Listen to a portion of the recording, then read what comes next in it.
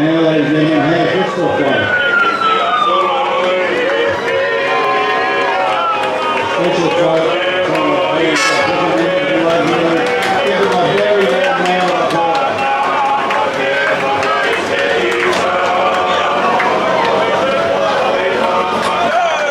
Hey, thank you and congratulations to the group there.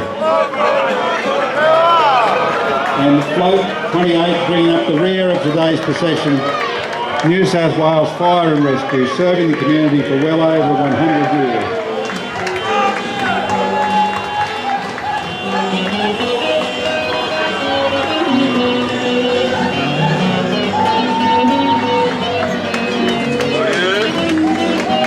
Get our Tom and get an extra special round of applause, everyone.